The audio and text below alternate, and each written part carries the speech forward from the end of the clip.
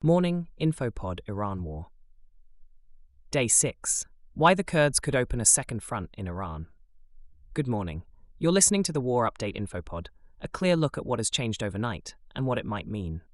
Today is Day 6 of the Iran War, and attention is shifting to a new and potentially decisive factor: the Kurds.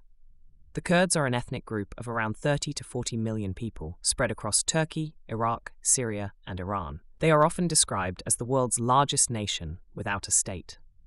Inside Iran, roughly 8 million Kurds live in the northwest of the country, along the border with Iraq.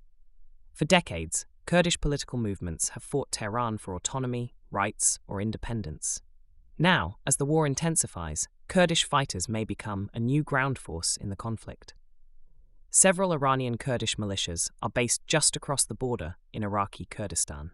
These groups include the Democratic Party of Iranian Kurdistan, Komala, and the Kurdistan Freedom Party.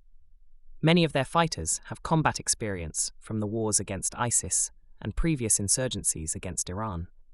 In recent days, these Kurdish factions have formed a new alliance, the Coalition of Political Forces of Iranian Kurdistan, coordinating political and military action against Tehran.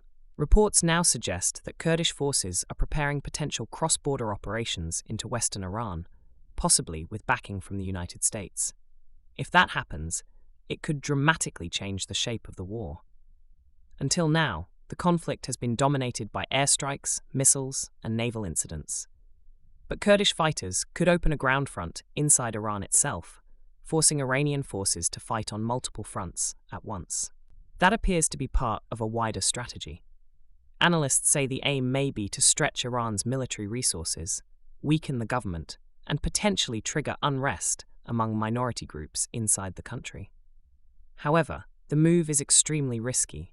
Iran has already carried out missile and drone strikes against Kurdish bases in Iraq, warning that it will not tolerate attacks from across the border. Neighboring countries are also nervous. Turkey has long opposed armed Kurdish groups near its borders, and Iraq's government has said it does not want its territory used to launch attacks on Iran. So, as Day 6 begins, the Kurdish factor represents one of the most volatile developments in the war. If Kurdish fighters move into Iran in large numbers, the conflict could shift from an international air war into a regional conflict with internal uprisings.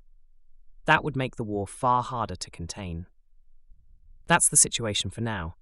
You're up to date, and we'll watch what changes next.